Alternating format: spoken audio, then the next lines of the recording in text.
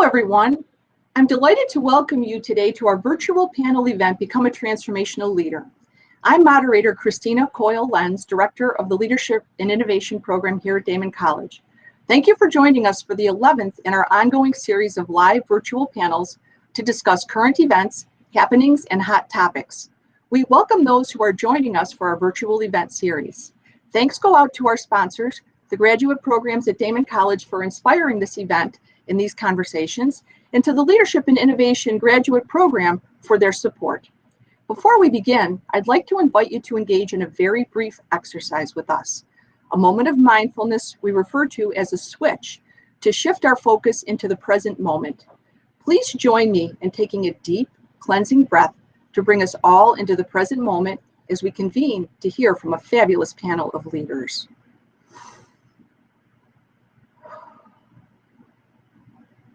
We begin all classes with a switch as a way to start the evening with full in-the-moment presence. Now for introductions. So as I call on each panelist, if you could please identify yourself with your titles and your roles. And I'm going to start with Melody. If you could please introduce yourself, Melody.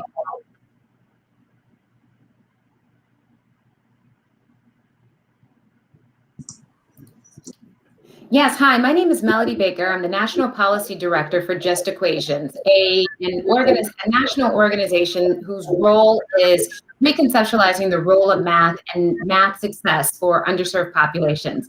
I also have a small business, Q&A Stats. I'm a statistician, and I'm currently leading the research and evaluation for the New York State Department of Health and focused in on the 0 to 3 population and creating better health outcomes for New York State. Thanks. Thank you, Melody. And next we have Paul Coleman. Hi, my name is Paul Coleman. I'm the Director of Human Resources for the Visiting Nursing Association, as well as Kaleida Health, one of the largest, VNA is one of the largest home care agencies in Western New York and the oldest in the country. Thank you, Paul. And next we have Dr. John Frederick. Hi, that is my name. I am currently teaching in the Leadership and Innovation Program and was there at the beginning and have enjoyed the ride for 20 years. Yes, Dr. Frederick is our program founder. And next we have Nakia Kemp. Good morning, all. My name is Nakia Kemp. I'm the Executive Director of the Buffalo Police Athletic League. I'm also the co-chair of the After School Network of Western New York. And the Buffalo Police Athletic League works with the Buffalo Police Department in providing comprehensive educational and sports and enrichment programming to youth who reside in the city of Buffalo. Nice to be here. Thank you, Nakia. Thanks for being with us today. And next, we have PJ Tedesco. I'm PJ Tedesco. I am the Associate Director of Operations here at ACB Auctions, managing a few different teams and an exciting company, exciting time. I'm also the co-founder of a company called Blink Ideas, co-founder with a fellow Daemen alum, Andy Wheeler, where we invent, license, and work with other inventors for our new products. Thank you, PJ. So we're going to jump right into the questions. For the first question, and I'm going to direct this one to Melody. Melody, leadership begins with relationships. Leaders inspire and motivate followers' commitment to a shared vision. How would you describe your leadership from principles into practice?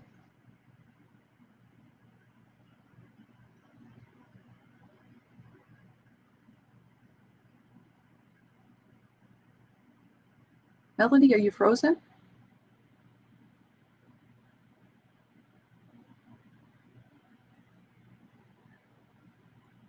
So I think since Melody appears to be frozen, I'm going to step to the next question, and when Melody's connection returns, we will come back to discussing the topic of relationships and leadership. For the next question, Dr. Frederick, let's talk about the role of emotional energy in leadership. How does this work? As a faculty member, what are the ways you teach leaders to practice emotionally intelligent leadership? Well, anyone, I think all of you on the panel, that sounds like some of the people that are viewing will have heard the concept of 3EO, which is 3 eyes open. And it is kind of a takeoff on some of the current literature on emotionally intelligent leadership, the EQ. But essentially, it's the ability to have a multifaceted, heightened sense of awareness. Being aware of what's going on within you, and then being able to manage those emotions in a way that supports the relationships, which is the next area of awareness. It's that relationships of others. And that takes a lot of empathy and listening. The one thing that was kind of interesting, it came up in class last Tuesday. We were discussing the ability to have this heightened sense of awareness of others and being in touch with others in a productive way. And one of the students, we have students in the nursing program, nursing executive leadership program, kind of made the connection with learning how to listen with a stethoscope. I guess there's certain techniques that if you're doing the stethoscope thing, and you're listening, you got to be taught how to listen. So I think that's one of the things that we try to encourage in the program, is teaching leaders how to understand the importance of empathy and understanding different perspectives, diverse points of view, but then teaching how to really listen. And so that was another very important piece of the 3EO and the emotionally intelligent leadership. The last part of our 3EO is the awareness of the system. And the system is made up of individuals. So obviously there are emotions and relationships involved in this type of leadership. And it goes beyond those to look at the motivations and really the goals that people bring into their particular work. And ideally, as an effective leader, aligning those individual goals with the mission and vision of the organization. So I think that probably is a quick overview of how I would determine that. It goes back to our model of 3EO, the importance of relationships, and I'll throw in a little bit of being able to do this with a sense of wonder and curiosity, a sense of what if and how might we.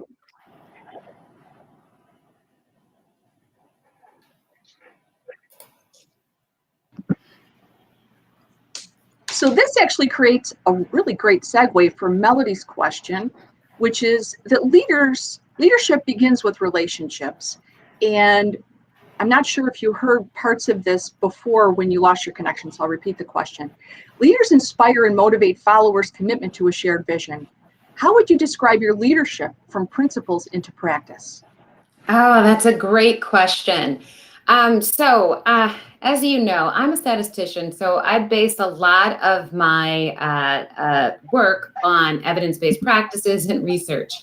And so research has proved that 100% of our clients are people.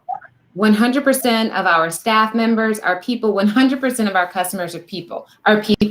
Patients are people. So as a leader, you have to realize if you're not in the business of people, you're in the wrong business. So my leadership style is centered around people while appreciating that my challenges and insecurities, they don't represent the same experiences of others. No one has the same background. However, there is, a unique characteristic of being human that we share. So my leadership style is all about leading by example and understanding what are things that people might struggle with. What are some of the things that I might struggle with? And really centering around, centering my leadership and vision toward people. So it's very important to be human, admit mistakes, and like Dr. Frederick said, really understanding the value of listening. Developing leadership skills is not something that is difficult, but if we can take ourselves our egos out of the picture, we can do a much better job of being able to be a good leader. And also, I'd be remiss if I did not mention, also by promoting diversity and working together to achieve more and having solid values that you can stand by. Thank you, Melody. PJ. So we've heard a lot of things about leadership in organizational space and the things that support that. What do you feel is the role of climate in fostering creativity with organizations? Love the question. Thank you for it. To me, it can be as simple as even just the physical surroundings of the office. I've worked in lots of cool places, and just the physical surroundings, where people are sitting next to each other, how they're allowed to interact with one another is one really basic and simple step. But that's also symbolic, is what are we doing as a team to remove barriers? Is it bringing down a cubicle wall, or is it talking to each other and trusting each other? Are we creating a place that is creative and welcomes creativity? For me, I love making mistakes. We just heard about it, right? Mistakes are awesome. And admitting mistakes, being vulnerable, I think has helped me create a culture of accountability for project teams, for departments, for organizations. The ideas on the side, all those things, is admitting that it's okay to be wrong, as long as you say you do what you say you're going to do. To me, making a mistake is great.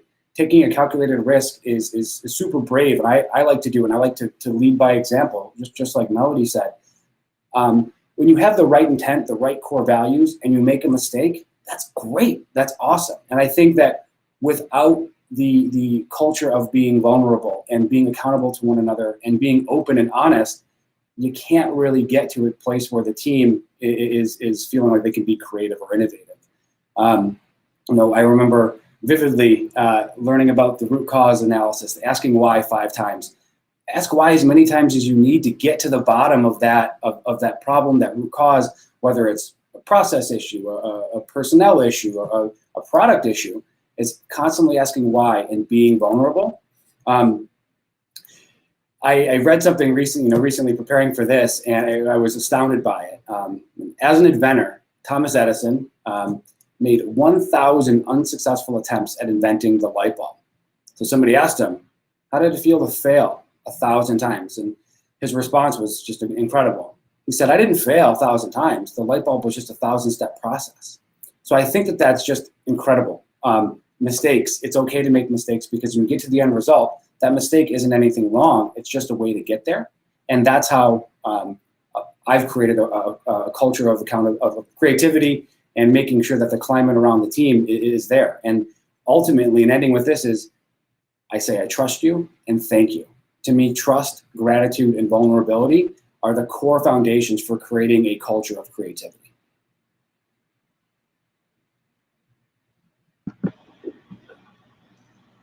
Thank you. Would anyone like to tag on to that? That was great, PJ.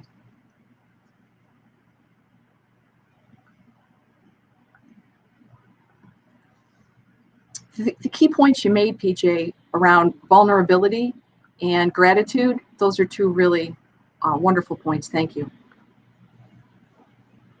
Paul, Mr. Coleman, how did you unlock your leadership potential, and how might you guide others that are interested in growing?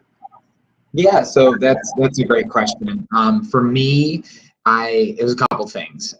One is setting goals. As many goals as I could set, even if they're different, I'm going for it. I'm going to try new things. I've been at Kaleida for 12 years, and I started in environmental service in college. And I did many roles, trying to find my calling. Left for a little bit to try a new career. As PJ was saying, failed, and that was okay. I knew that wasn't the career choice I wanted, and then came back to Kaleida and was able to grow in the current role that I'm in now. Another thing is, don't let anybody tell you otherwise and get you down. In grammar school, I was in special ed. I had an IEP, and I was definitely, not I was not targeted to be in a leadership role, I don't think, and I don't know if I was going to finish high school and whatnot. And I was able to just know what I wanted to do and go for it. And you need that support staff around you, as well as knowing that you can do it yourself. And what I would tell others and that's interested in growing is keep going and have patience. Patience is so important. As myself as a leader in HR, that's all I see is everyone wants to, they're done with something and, for 6 months and they want to go on to the next. So they're done for one other thing, they want to go on to the next, whether it's a new position, new company, new role, just be patient and it will come, and learn from everything that you're doing. I think that's what I would really want to guide others to do. And I think that everyone has the potential to grow and be a leader. It's just finding out where you want to be a leader and what kind of leader you want to be. Thank you, Paul. John, could you elaborate on a theory that I think ties in here, please? Yeah, Paul when he was speaking, made me think of basically the concept is everyone is and can be a leader. In the program, we call it the big L versus little L. So to have the title and the authority is one aspect of leadership, but being able to influence, motivate, collaborate with others, I think that's really important. And keep that in mind as you're developing our leadership. But think of the ways that you can lead up, lead down, and lead sideways.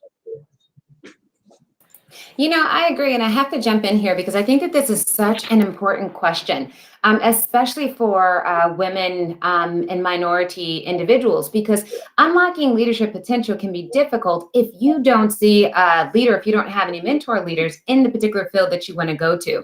So in those cases, if there are not a lot of people, so I'm a statistician, and I'm the only statistician, Black woman that I know that does this work. Leveraging existing resources, research, literature that is available that provides these informal mentors that can help guide you and understand, okay, well, how do I navigate this water? In so many different circumstances, there's these issues of belonging and constant questioning, especially if you don't see someone who looks like you in that particular role.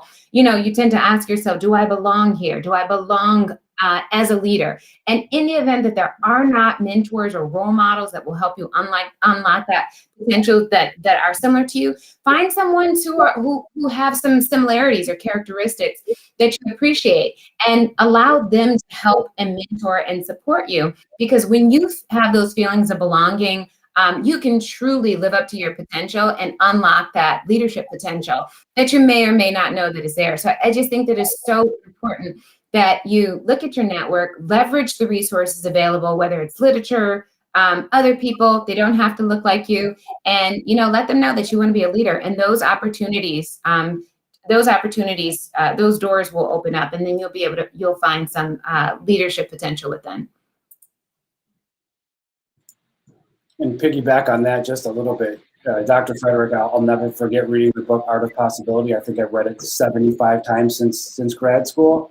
And I use it a lot in some of I'm a mentor to a few people inside and outside the organization, and reminding them that you can lead from any chair, that you don't need to be the best violinist in the orchestra to be the strongest leader. And I use that today. I mean, I've got an amazing executive team that we report into at ACB, and I know that they're the big M, the big L's, but I can be a small L leader and facilitate the mission vision of the organization without being the number one. And I think I communicate that down as well from my mentees, because as we talked about initially with Paul, it's be patient. Time will come. You don't just jump into that big L position, but you can be a little L, and you're going to wind up probably getting that big L a bit faster by being the little L and being really confident. Thank you. Nakia, could you say a little bit, please, about the role of a professional mentor in helping to foster leadership? I think having in my line of work, we work a lot with youth and children. So mentorship is at the heart of what we do. And as an adult, sometimes we feel like we don't need it anymore. But as a growing leader and as a ever learning leader, as Dr. Frederick will say, a lifelong learner, a lot of us are, it is so important to have a mentor, especially, I'm just going to speak from personal experience of being a woman of color. And being in a position where sometimes when you're in a leadership position, you could feel alone and by yourself. So oftentimes having a mentor is wonderful. Looking for an executive coach is wonderful. Being able to continue to learn, because as leaders, we continue to grow with the changing times every day, and we have to be prepared. And sometimes, it's really important to kind of self-check on a daily basis, because we realize, we don't know everything, and it's okay to reach out and ask for help, and bounce off ideas so that you can become greater. And I'd like to add to that. That was a really good point, Nakia. I also like to add to that, just in the sense of, appreciating and valuing the value that an informal mentor brings. Informal mentors are typically people that we see around us that look like us, that do some of the same things, do similar things that, unbeknownst to us, sometimes are affirming who we are or our leadership skills. Getting a good mentor is important, but being that informal leader to people around you, very similar to what PJ said, to people who might be looking, that is almost probably more important than, I say, a formal mentor, because typically those leadership skills that you're developing, they're coming from other people. You're learning them from watching others. So I just think that it is so important that, especially again in spaces where there are not a lot of people like you, for you to be that informal mentor, and it doesn't have to be a contracted relationship. It could be informal mentorship is literally just checking in on someone. Hey, how are you doing? Hey, can I help you with anything? Hey, I saw that you were working on this. When I did that particular project, I struggled, and these are the areas that I struggled in. If you ever need help, let me know. So I think that those informal mentors are just as important. And, just making sure that they are available and you're available to other people. I think that also holds you to a higher level of accountability, especially as a leader. Thank you. That was a great conversation, and I really appreciate this. So at this moment, we'd like to take a brief break for messaging from Daemen's Graduate Studies. We'll be right back. Effective leadership has the power to transform individuals, teams, organizations, and the world. That's why it's critical to receive an education that provides a solid foundation. The Leadership and Innovation graduate program at Daemen College works to empower students, foster their creativity, and promote collaboration. Students gain the skills that enable them to lead rapid change in an increasingly complex global society. Learn more by visiting daemen.edu/leadership innovation today. Welcome back. So our next question is going to take a look at the social impact sector. So Nakia, if you could share with us, please, the social impact sector serves communities through human services, healthcare, and cultural organizations. You work in this sector. What makes leadership different in the social impact sector? Leadership in the social impact sector is very different from any other leadership. It's challenging at times. I think you lead just as much with your heart as you do with your head, depending on what's happening. And so when I think about this, and I think about this question, which is a great question, in the social sector, things change daily. Sometimes hourly, it feels like. And you have to be able to be adaptive and be able to change at the drop of a hat, be able to have compassion and understanding and listening to others. So there's a lot that goes along with looking at the social impact issues, and as a leader, looking at the fact that with change, things that change every single day, you have to just be adaptable. But the other piece of it is how you lead and how you take care of yourself. There's been a lot of discussion around self-care, and looking at, as a leader, you have to make sure that you take care of yourself so you can take care of others. And the other really big piece around that is inspiring others with the work that you do. I work with youth. I do this in partnership with law enforcement, and it becomes at times really difficult because of the social injustices, because of the issues around law enforcement. And the ultimate goal to keep spreading the message through leadership and through the youth that we work with is to say we're trying to change mindsets, break barriers, be able to build relationships with community policing. And the only way to do that is by having those interactions with officers and having that constant communication and that constant building up of relationships. And so when you look at the social injustices or the social sector, you constantly have to inspire others. Always look at the fact that, the glass is, always half full, not empty. You have to remind people that there's light at the end of the tunnel. And you also have to make sure that there's a balance between your work life and your personal life to make sure that you're okay to keep leading others. So there's a lot of discussion we could have around this, but definitely to me, the social impact piece, again, that relationship building, and focusing on making a general change and promoting that message is huge.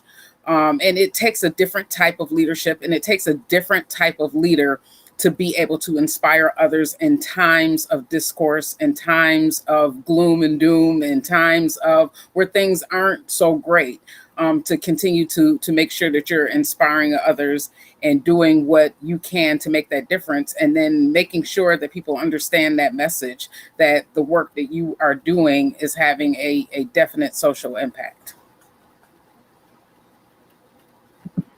Thank you, Nikia.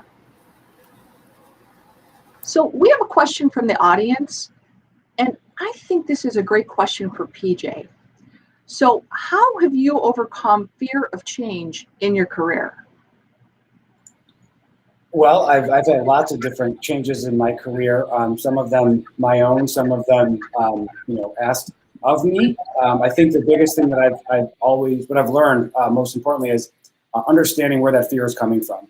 Is it a fear of failure because don't think that I'm good enough? Well, then how do I get good enough? What am I lacking to succeed in this role? If the fear of change is more about the unknown and not knowing what this job is going to entail or what this career move might mean for my future, take a step back. I've found many times journaling or incubating on this thought to say, what are my core values? What do I want to be? Think about Stephen Covey. Think with the end in mind. Where do I want to be when I get wherever it is I'm going to get to? Well, what do I want in my obituary? What do I want in my headstone? Is this position going to get me closer to that goal, that target? And most importantly, does it align with what my core values are, what my personal mission is going to be? And I found that it's has been very helpful. That every year, 2 years, I'm investigating that by myself. I'm thinking, where am I today? Where do I want to be in the future? And is it time for a change, or am I scared of that change? And we've said it a few times. I've got a couple of mentors and close friends in my life that we ping ideas off of all the time. And I leverage those ideas with the kind of the data and the thought that leads me to those moments of fear about moving in my career. I hope that answers your question. Thank you. So PJ, I have another question for you. If you could tell us something, please, about continuous improvement and how this leads to innovation. Yeah, awesome question. I appreciate that one. Super close, near and dear to my heart, both professionally and personally. A few years ago, I read a really interesting book called Steal Like an Artist. It was written by Austin Kleon. And it was built upon this quote that he saw from Pablo Picasso that said, good artists copy, great artists steal. So obviously, Pablo Picasso didn't steal anything, but what he did do was imitate his favorite artists. He took what existed and made it what he thought was better or more creative. And I think in that book, it also outlined that nothing can truly be invented. Things can just be made better. And at first, that's kind of a jarring thought. Like you think about all these inventors, these creative things, but everything is just a slight modification of what existed before to solve the problem for that inventor. Necessity is the mother of invention. So at work, personal life, I found it very comforting to know that I don't have the pressure to invent. I just need to constantly make the things around me better. And with my teams that we lead or the projects out of work, Blink Ideas, it's what can be made better. And I think constantly thinking, asking myself that question to the team is, what can we do better? And there's no pressure here, guys. We're not reinventing the wheel. There's no need for us to invent something brand new. This is just making it better. And I think that portion of thought or creating a culture of innovation is taking some pressure off and saying, what does great look like? We're not looking for perfect. We're just looking for a slight modification of what exists today to make it better, whatever it truly is.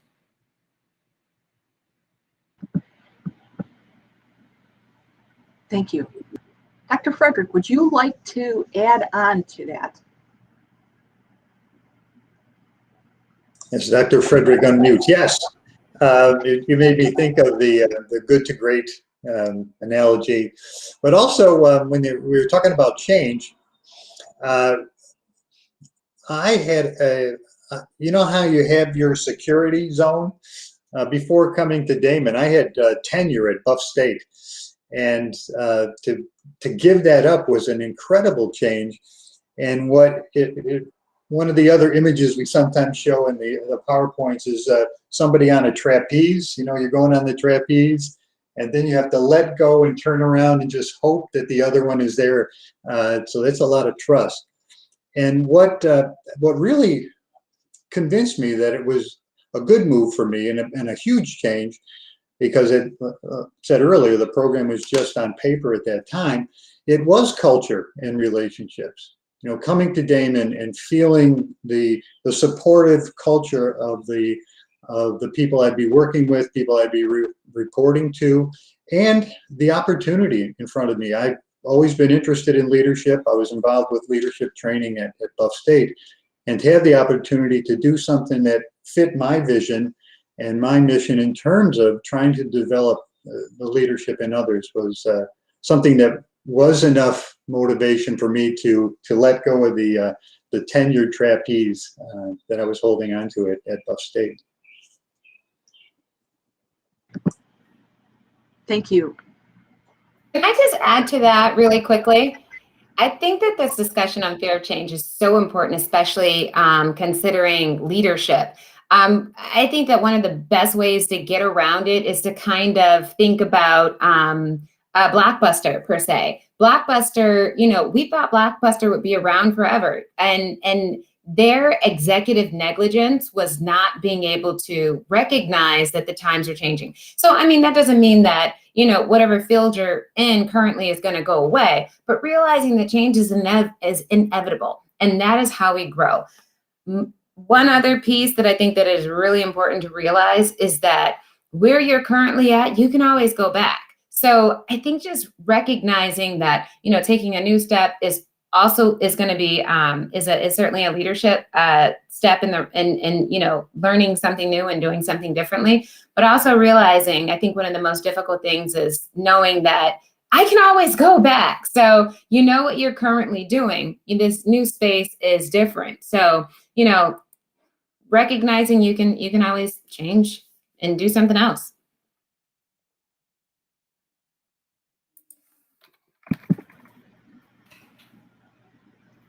Nakia, if you could say a little bit about change and growth, that would fit very well with the conversation that we're having. Well, Melody, you made a great point. Definitely, it is scary to make that leap. I like something that, PJ said a little earlier around journaling and knowing yourself. And knowing that we take every day as an opportunity to grow and learn, and sometimes it is pretty frightening. But at the same point in time, in order for us to grow as leaders, in order for us to continue to promote that energy around innovation and change and movement, especially when you talk about, the program that we were all in. It was like, we're change agents. We're going out there and we're going to make a difference. You can't do that if you stay stagnant. And you need that in order to grow and inspire others. So it's really important. You both made fantastic points around change and how it's healthy.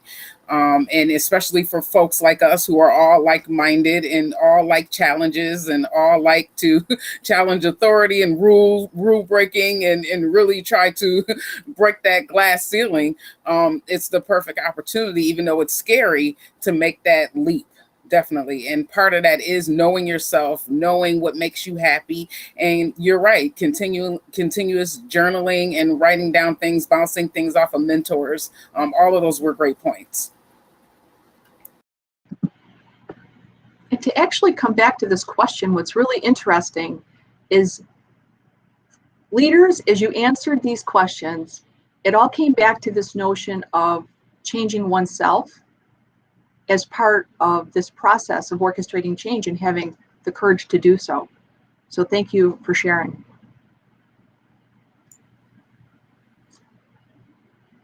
So Melody, this next question is perfect for you. Let's talk about leaning into your strengths.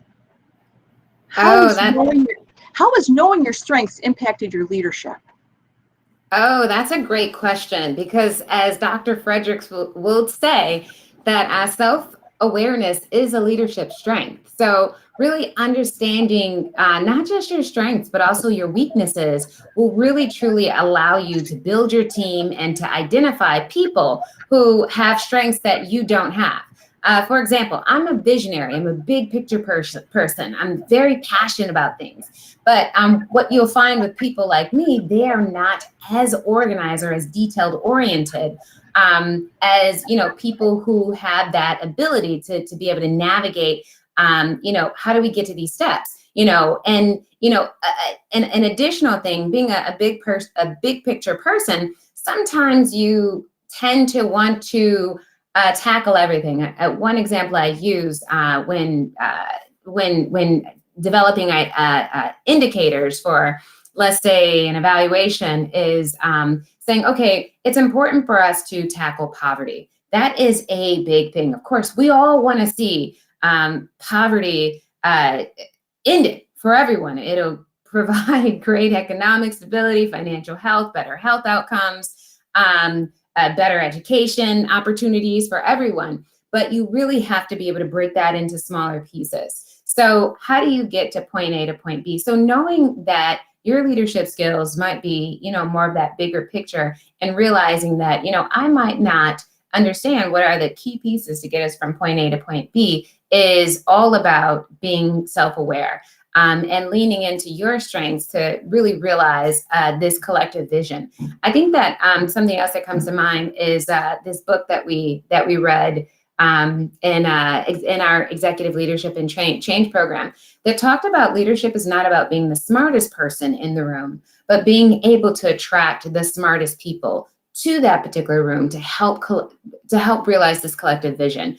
So really understanding what your strengths are will also help you identify what your weaknesses are, and will help you identify people who are different from you and who can, be that voice of reason saying, we can't just tackle poverty. We have to take a piece of poverty, and it can't just be, we're going to fix all of this. What areas are you able to specifically tackle? Who are those people who can, bring those other big pieces together and leveraging their skills? And that, I think, is one of the most important strengths as a leader, being self-aware and also having the ability to delegate and bring and attract people to that vision.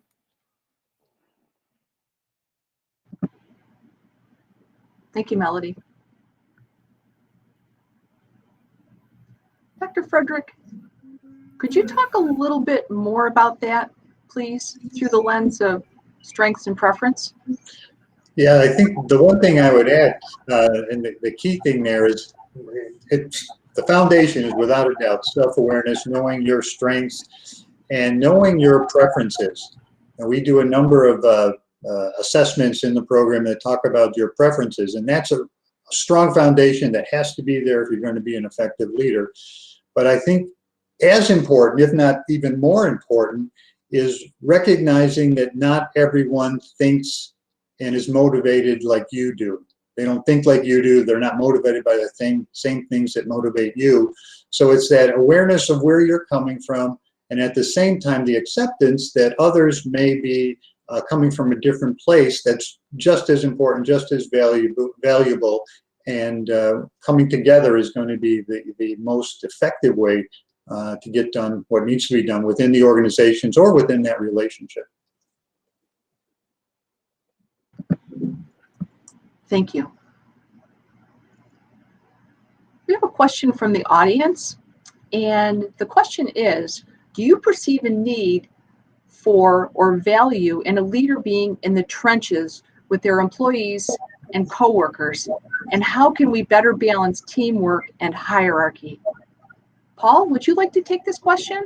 Yeah, I think this hit this past year with COVID in our hospital system. We sent everyone home, minutes or, hours, days later. And that's all we did was, I was, as a leader, as director of HR, I was taking temperatures at the door. I was delivering food to our clinicians out in the field. I was transporting specimens. I was doing everything that I could as a leader to help support everybody else and the clinicians out in the field taking care of our patients. Not being a clinician or not leading clinicians, I was still able to lead in that direction. I have a small amount of staff that report to me, and I was sending them and I was going with them. And I think it is important. I think every day it is. If I can take a piece of their job, I know I will sit and do filing myself and not have the person that reports to me do filing, just so if I can learn it, know what I'm doing, and know what the other show them that I am able to assist in any way I can with the department. But I really think COVID really brought out everyone as a leader and on what we're able to do.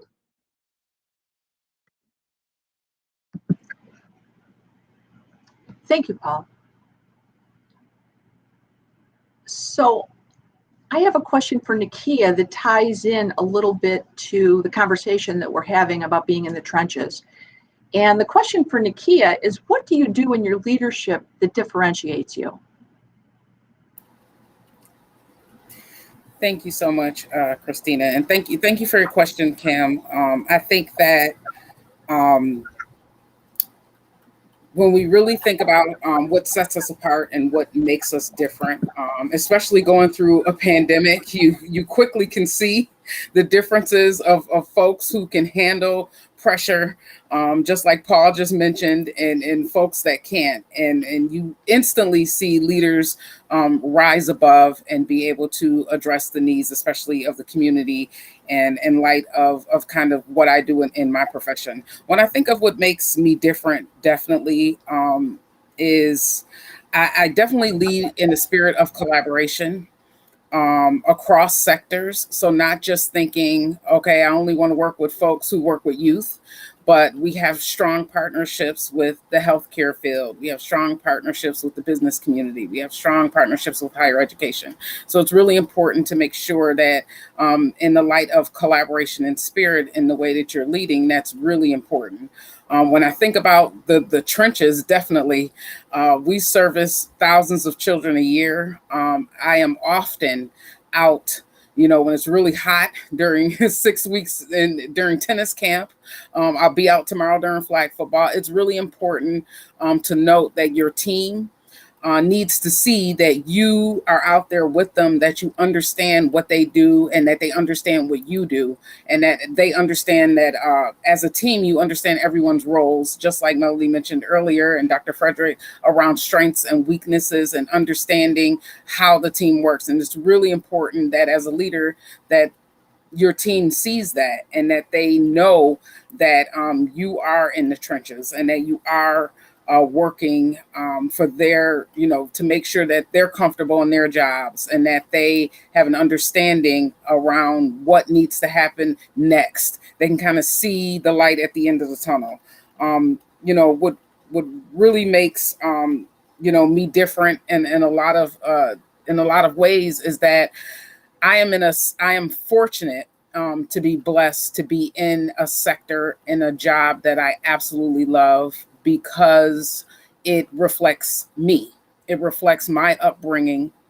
It reflects, me being a child that graduated from a Buffalo public school. So I understand the challenges. I understand the history there. I understand families' struggles. I understand poverty. I come from all of that. And being able to constantly relay that message that, we can bring up one another. We can work together to resolve issues and problems is different. And not every leader can do that. They step into roles that they don't quite understand or haven't quite had that experience around, having that background. There's a difference between having, book experience and educational experience versus having life experience. And that's something that I definitely bring to the table within the field that I'm in. I'm very passionate about it, and you instantly know it as soon as you meet me. And it kind of exudes in every area of my life. And that's how I know that I'm in the right type of job, doing the right type of work, and the right type of work that I'm destined to do. Because at the end of the day, I feel good as a leader when I go to sleep at night, knowing that the day's work is done and we're moving forward.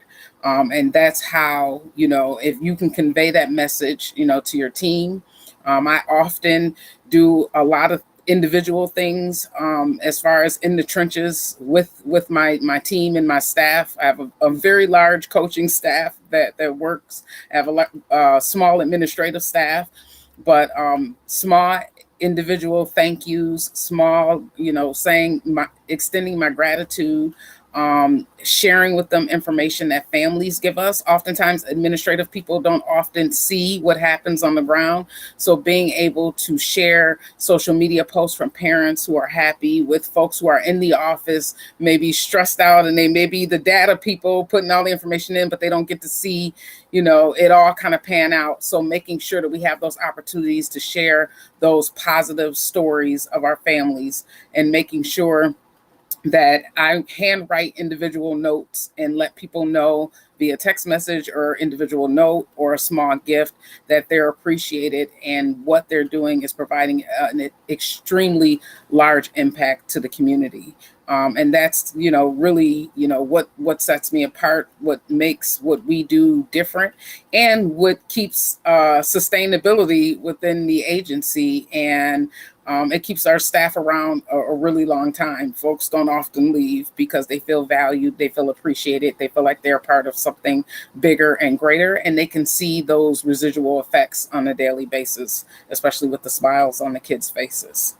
So I hope that answered your question. And again, great question, Cam. Appreciate that.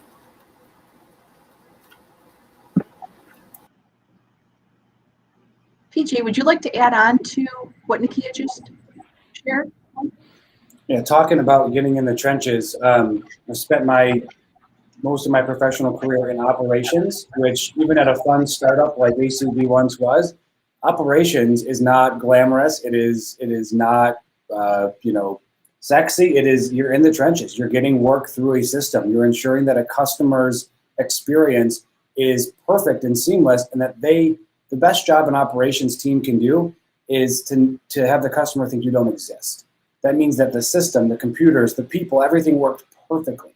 So throughout my career, whether it's been at a large bank or a small startup, I found that it was a necessity for me to get a good understanding as to what the teams are working on. To truly understand their problems, I needed to roll up my sleeves. In fact, one time we had, it was early on in my career here, we had a huge snowstorm, right? Shocker, Buffalo, New York had a snowstorm. But a bunch of people couldn't get to the office. And I said, you know what? I'm going to go in. I want to just see how the team is doing. We don't really have work from home set up. I'm going to go in. And I got to watch a team of people literally stuffing envelopes with checks, outgoing money to sellers on our marketplace. And I had been hearing them complain for a couple of months that this was painstaking, this was hard to do. And just sitting down and doing that work with them and understanding why they didn't like it, we made a couple of small tweaks. I'm not saying that they were my ideas, but just sitting down in the trenches, having a different viewpoint because I was new, we solved the problem together. So I think getting into the trenches is just so critical from what I do for a living in operations and strategy, but also from any leader. We as leaders can't effectively and accurately say that I understand you and I hear what you're saying without truly listening and understanding, and that is getting in the trenches, whether it's in a process, in a heated discussion between two employees, or in our personal lives as well. We need to sit down, roll up our sleeves, turn on our ears, and remain humble. Thank you, PJ. And the common thread I sensed in these responses is leading with heart. That there's a great deal of heart in what you're doing and that your stakeholders are feeling your heart. So PJ, some of what you were discussing with respect to the space that you work in suggests that you're helping your team leverage their strengths. Could you share a little bit about how you approach this and the impact that this has on the individuals that you work with? Absolutely. So thank you for the question. I think we've hit it on a few times. It sounds like we've all went to the same program or something. One of the most critical books that we read in the program and has helped shape my thoughts, my life, my career, and who I am as a person was reading Quinn, It's Deep Change. And basically that was the premise of the book is you can't lead others until you understand them, but first understanding you, understanding yourself, understanding what motivates you, and this introduction to emotional intelligence. And so I think that's the core foundation, is starting with yourself, looking inward, so that then we can lead outward. And for me to do that, it's sitting and talking. It's meeting with the team. It's meeting with individuals who work within my respective organization or outside of the respective organization. And I like to observe what kind of gets them excited.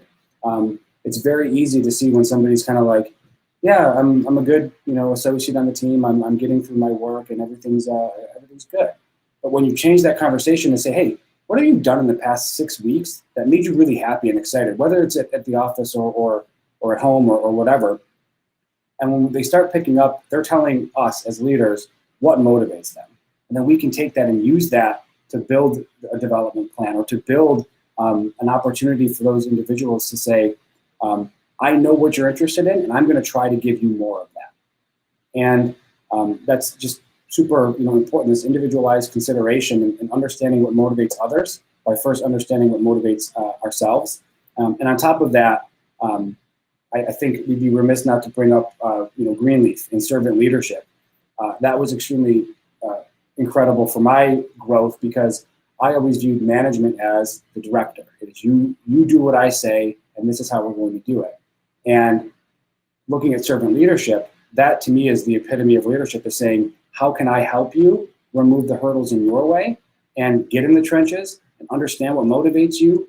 To me, that servant leadership model has just been something that I try to remind myself as frequently as possible, that we can't be good leaders without being good servants in all the different industries that were represented here on this awesome panel. And I think, in closing, it's not just spending the time and going through the motion of listening, but it's acknowledging that the voices are heard, creating something as simple as a checklist to say, I heard you say these 3 or 4 things that motivate you. Here's the next 2 or 3 things I think I can do to help you. And hey, in a couple of weeks, remind me if you haven't heard from me. Things get busy. I don't want to forget about you. Let's meet up. Let's talk about this. So again, back to one of the first questions we addressed was a culture of accountability. It's do what you say you're going to do every single time and admit mistakes. And it started with me understanding myself, and I think it also kind of ends back there, is having that time and the ability to stay humble and look within myself as frequently as possible to say, am I doing the right stuff for the team, for the company, for the family, for the organization? And how can I get better so that I can be a better leader for all of those around me? Thank you, PJ. So we have a question from the audience. And the question is that it's great to hear these connections to leadership with, quote, heart and compassion. Given the most recent environment in business and elsewhere, how best can leaders prepare teams for the current transition, either back to work in offices or some form of reconnecting teams toward work? So, if it's all right, I can go over this one. So at the VNA, what we did was of course we sent everybody home, and once we realized that there were teams that we needed back into the office, we asked the same questions ourselves. What can we do? First is we did a survey and really found out what was there a fear of health concerns coming back into the office, and what were they, and how can we address them ahead of time? So we sent a survey out. We have about 160 people in our office in the Erie County branch. We sent a survey out, and we gathered data, and we figured out what is the best way. So we set up, temperature stations, cleaning products all over the place, and set up all these measures and really communicated the best way that we can with the employees to bring them back into the office. The leaders stayed in the office, and I think that's a big thing. We don't have leaders that were at home and asked the staff to come back. All of the leaders stayed into the office with the staff coming back into the office. Are also working with staff. We found out it was more of a satisfaction, an employee satisfaction that I can work from home now. But now you're telling me to come back. Well, maybe we can give you days to work from home during the week, and maybe that will be a satisfier. Maybe you want to go home and do something on your lunch that day, and that's fine. We can do that. I really just, to that second part of the question is with reconnecting with teams. I think we really learned how to use Skype. That became our best friend, and Zoom. We have a lot of clinicians out at the VNA in the field, and I think for sure that was one of our biggest things is how do we reconnect the employees out in the field, which was Zoom meetings. And sometimes you just have to bring them back into the office and say, we're having a team meeting. I think we all miss seeing each other's face. Kaleida Health did a behind the mask interviews with clinicians where we were able to take off our mask and do interviews. And I think that was really important too, is, we haven't seen folks' face in months and months. So I think, again, just summarizing the question, it was a great question. I think it's getting input from staff, trying to address their concerns, following up with them after, are your concerns met? What else is it?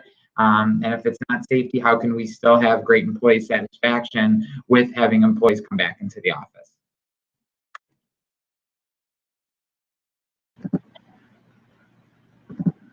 This is something all organizations are facing as we're transitioning back. And I'm wondering if anyone else would like to offer up any comments.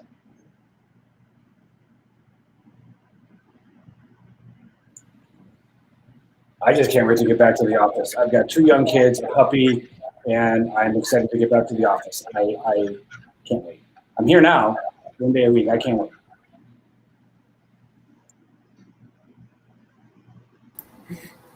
I like the idea of the surveys and always asking staff what they want. And it just shows compassion that you care about them and care about their health and want to know their fears and anxiety. We actually never took a break. We work outside anyway all year round. So the administrative staff, are working from home. But, most of the staff that deliver the program to kids and families were out doing food delivery, out doing sports programs, out going from neighborhood to neighborhood and park to park throughout the pandemic. And so constantly engaging with them on what their fears are, giving them an option if they didn't want to do it or couldn't do it or had a fear around it. And then offering them the materials and PPE that they needed in order to feel safe. was huge. And I think as we kind of transition back to continue asking, the staff, and families what they want and what they're comfortable with doing, and not making people feel bad, because they don't want to do it or can't do it. We're having that same conversations around vaccinations right now. And so we just have to continue to make sure that we leave the door open so that people have the opportunity to express how they feel. And oftentimes surveys are a great way to do that, because people may want to be, they don't want people to know. But it also, having a big Zoom call, people could feel uncomfortable with speaking up. So offering them the opportunity to do surveys is a great idea. Definitely. Thank you. These are all great points. So the next question I would like to address to Paul, if I could, please.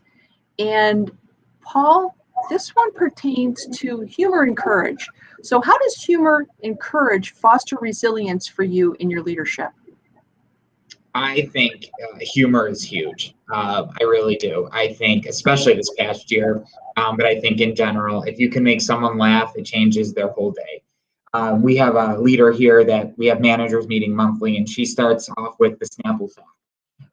And she reads the Snapple fact, and it just makes you laugh a little bit. And then she starts into her, business meeting. And I think that's important. Recently on my review that I had, it said, appreciate your humor. And I thought that was interesting. You don't sometimes realize that you're either being funny or making jokes and how it impacts other people around you. And I think, courage is so important. And I think we've talked about that the whole time, whether it's you're leaving a job, whether it's you're coming back into the office, and having courage to do so, knowing that it's okay, and that everything will be okay. But really, having that humor and making someone smile will make you feel better and will make that other person feel better. And I really do believe that in healthcare especially, there's a lot of stress, and in every position there's stress. But we try to teach that to our clinicians out in the field, that, with a smile, or, the folks on the phone, make sure you answer the phone with a smile on it, almost as customer service. It might not have to be humorous, it might not have to make them laugh, but, can you make them smile and make them feel better? And are you smiling while you're, dealing with either whether it's employees or being a leader?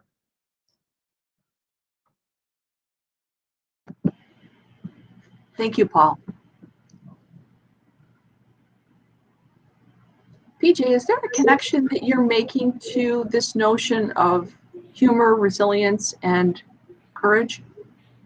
Yeah, I was actually doing some chatting with the panel. I don't remember which book it was now. It's been so long. I think it was Art of Possibility, but don't take yourself so seriously. And they used a swear word in the middle of that, and it's important because I think as leaders, we all think about work first, of course, but we work a lot, but the most important thing is what we do outside of work, and who we are as people. And I think taking a step back and not being defined by who we are, what we do on a business card, and not taking ourselves so seriously, having a second or two to joke is critical. And I'm sure that if we reached out to some of the folks that I work with here, if they asked if I thought humor was important, they'd all unanimously say no. PJ's too straight-laced, he's too boring, and nobody ever likes to hear him or have him in a room. But to us here at ACV and every other company I've worked for and everything I do at home and personal life, it's all about having a good time, because we don't have a super long time on this earth. We've got a pretty short time considering how old everything else is. Let's enjoy it, have a smile on our face, even when stuff gets really crappy. We all just went through an awful year, pandemic. There's people that lost loved ones. There are people that lost jobs. There are people that just may never recover from a year's worth of really, really awful experiences, and not belittling those, but being able to take a break and say, you know what, we made it. We're here. Right now, we're all here in this room together. Take a deep breath, smile a little bit, and understand that we as leaders and we as really people, good people, can make things around us a little bit better. And the best way to do that is to crack a joke or make someone laugh.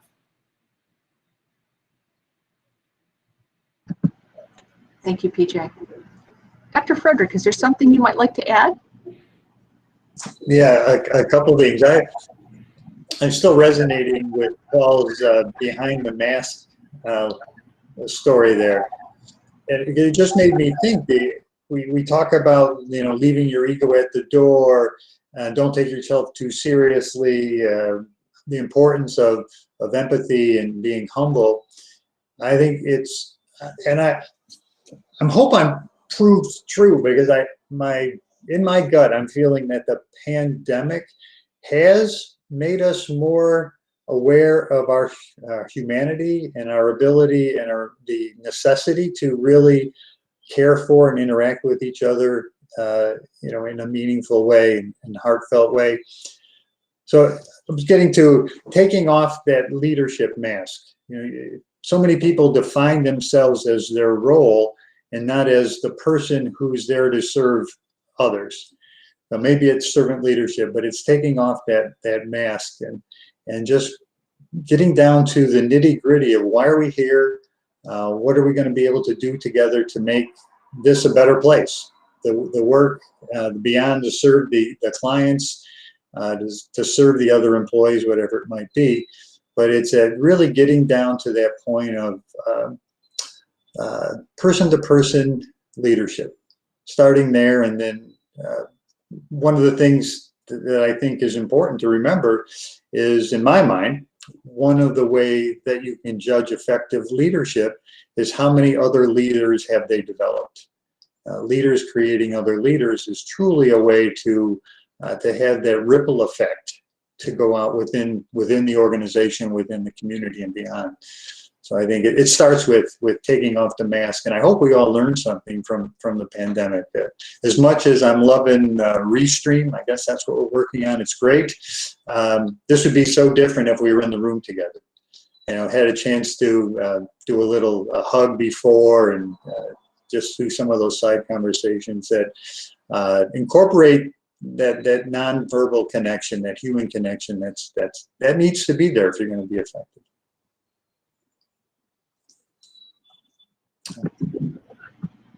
Thank you.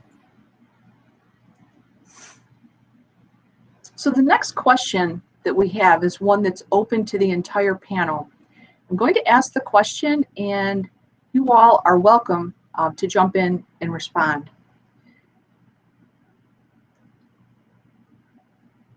How might leadership practices foster inclusivity in ways that positively impact organizational effectiveness?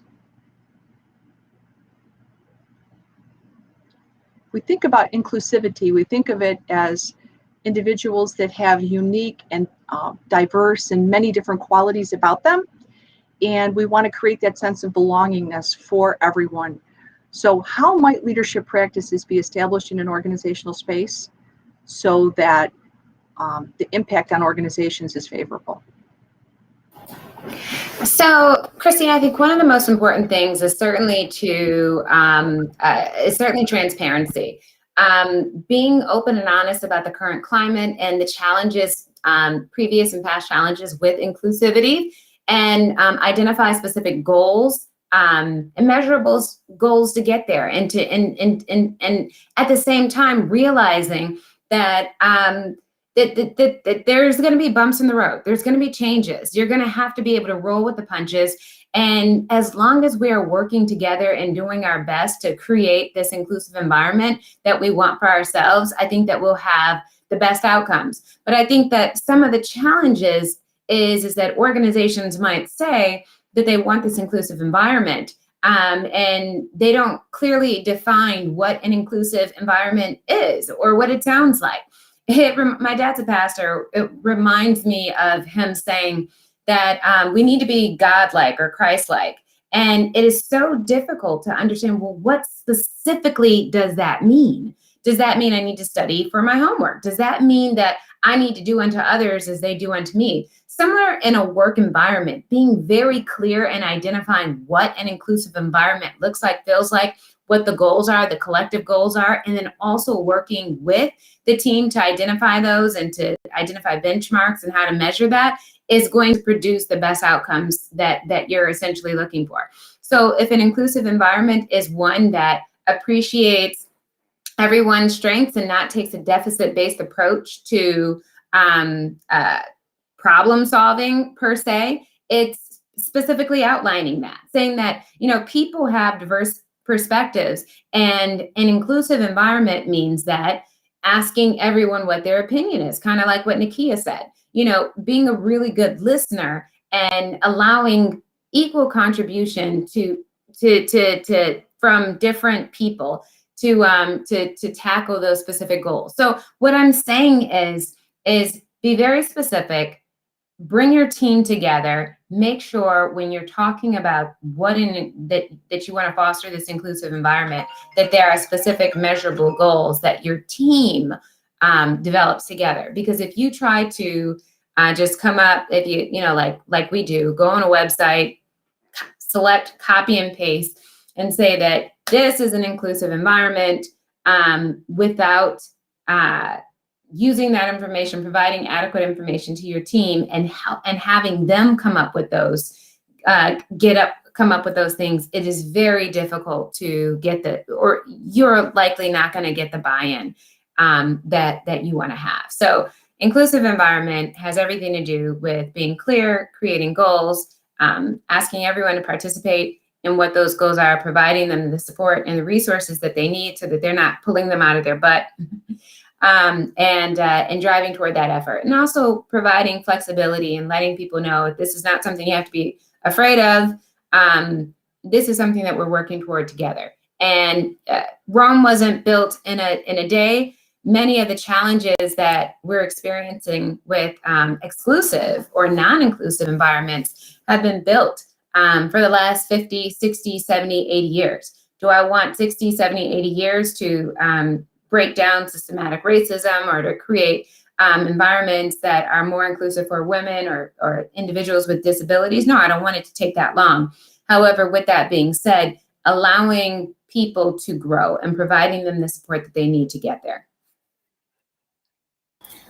Melody, that is so true. Everything that you said was just spot on. And you have to be really intentional. You can't have, inclusive environments and not include diversity. So we're talking about, DI, diversity and inclusion. I mean, you can't really, I don't think you can have one without the other. And you really have to start looking at your policies and procedures. When you talked about things being in place, systems, big systems being in place for hundreds of years, you definitely have to start somewhere, but you do have to start as a leader and looking at your policies and procedures and looking at everything through a diversity and inclusion lens. Everything that you do, all the work that you try to accomplish in a day, who you hire, what their background is. You definitely have to do a lot of that work. And it's not easy work. It's work that you have to work at every single day and look at everything through an entirely different lens. It's changing the way you think and then changing the way your team thinks and everyone around you thinks, because we don't think, down to an enrollment application for a child first for a program, at the time we're asking these questions because we've always asked these questions, but are they, inclusive questions? We ask, what's your sex? What's your race? What, and we give them 2 selections. Is that really inclusive? It's not. So you have to look at every level and start from the top all the way down from the system and be able to make those changes every day. And it's not easy because you are, these are things that people have become accustomed to and that we just do sometimes without thinking. We say sometimes without thinking. But again, creating that environment to say we have to look at everything through an inclusive and diverse lens, everything that we do, and then be able to allow people to be honest. Because we've all had, diversity and inclusion training, and people are sitting in the room and they don't say anything. And we all have biases. We all have things that we've grown up with that are a part of us because we know what we know. And we have to allow people to have safe environments, to have open conversations, and put that out there. Because if you don't have open, honest, real conversations and put it out there, we're never going to grow. We're never going to get past that. And you're always going to have groups of people that feel like they're not included because they were never asked to be a part of the discussion. They were never asked to be included in what do you think we should, ask on this application? Why are we asking these questions? Why are we asking if you're male or female? Why? And you have to really challenge the system that's been around for so long. So this is probably a longer discussion than what we have, but it definitely, as a leader, you have to look at the systems piece, the policies, procedures piece, and you have to take a little bit at a time and allow people that comfort level to be able to say what they want to say and feel comfortable as a leader in creating those comfortable environments. Thank you. Is there anyone that would like to comment on the idea of inclusive leadership and how one organizational system might interact with another system, and how your leadership can actually positively influence systems with which you collaborate in your work? You're modeling. As leaders, you are modeling diversity, equity, and inclusion. And how might you influence other related systems?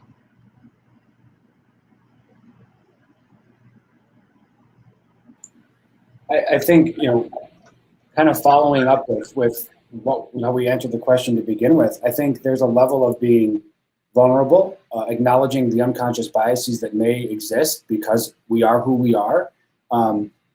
Going back, I think we've said this about 3 or 4 different times in 3 or 4 different questions, is looking within ourselves and understanding where we are. And from our perspective and from my perspective as leaders and some people who have graduated from this program or have left this program, we now know how important it is to understand everybody's story, what everybody's motivated by. Everybody's story is so different and so unique. And at first we can say, oh yeah, I know that story. It's the same as the other one I heard. No, everything is so unique and so incredible and so powerful. And I think taking the time, meeting with people individually, understanding their story, and being authentic and present in that moment in those conversations is something I struggled with for a very long time. Early in my career, I was a sales guy, and I didn't feel authentic. I didn't feel I was being truthful to those around me, my customers or what have you. It took that moment of self-reflection to say, I need to listen. And I need to listen with my ears, my heart, my brain, everything. I need to be in that room. And that is something that I know that I challenge myself with every day, that I looking at the rest of the team and the leaders within my organization, what we challenge each other to do every day is take a step back, listen to what's going on, and truly, truly repeat, that you understand, that you get it, and provide that clarity. So I think that's probably a long-winded way of saying we just need to be really good listeners in order to be really good leaders, and listening to everything that you're being told, everything, and taking that into consideration when talking about development plans, and when you're talking about career growth, opportunities for those in the team, process improvement, big change like ending hunger. Like all of these things just take that moment of self-reflection and honest, authentic listening. And I have to add to that. I think that, PJ, I think that you made up some really, really good points. And Nakia, I really appreciate your point about intentional. I think that in addition to being intentional, I think that we have to intentionally, again, going back to providing resources and doing our due diligence. Ignorance is bliss, and it's an easy thing to do. I think that when people realize why certain people are in certain places, that's when you can create some real change. So Christina, one of the things that you asked is organizationally, how can you do that? I think that definitely through collaboration and working. And too often when we collaborate with organizations or like minority organizations or underserved or historically disadvantaged organizations, we only give them a piece of the pie. So, I mean, if you think about like affirmative action, which is a very controversial term. What it will do is it will provide 10% of these amount of resources for this disadvantaged or underserved population.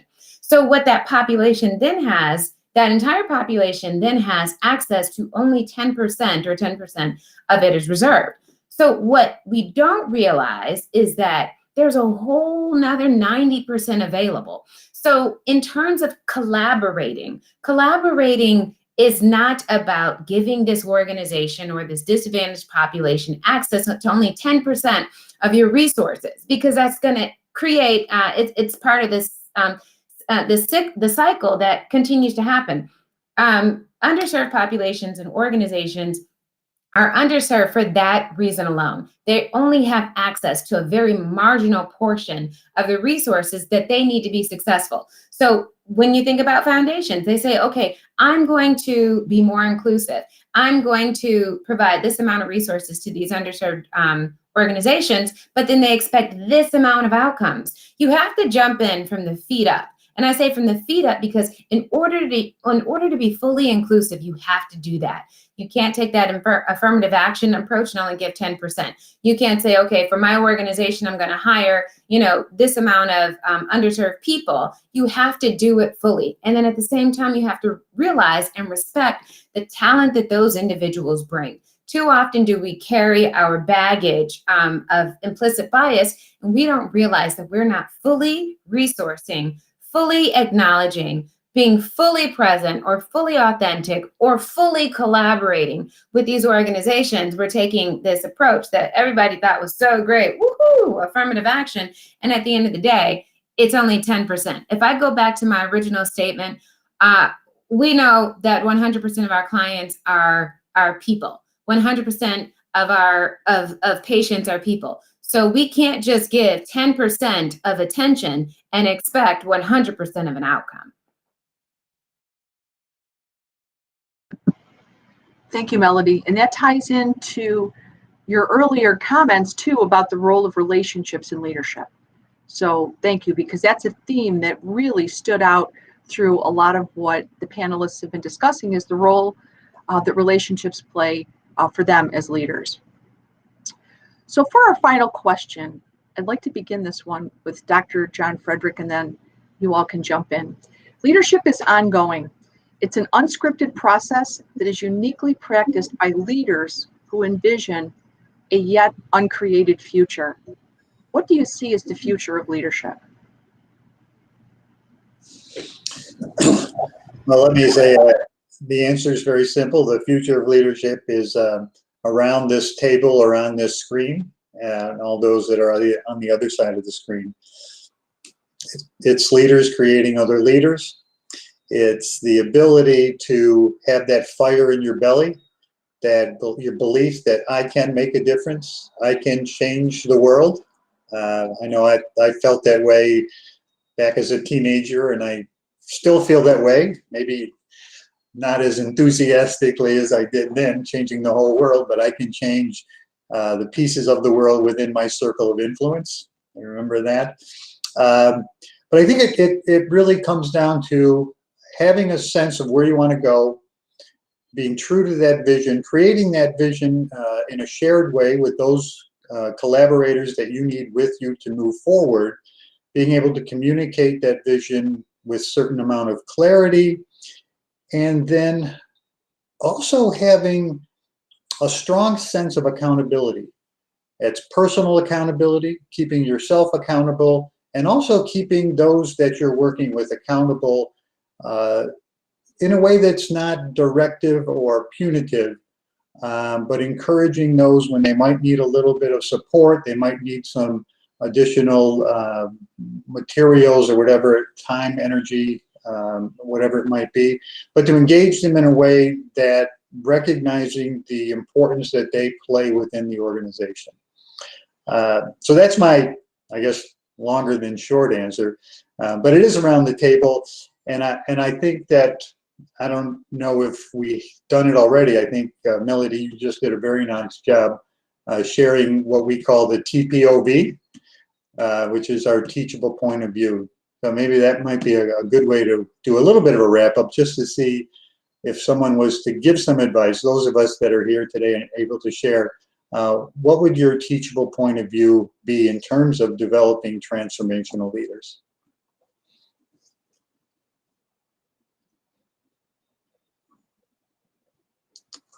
So we don't all have to talk at once, but we could go down the order.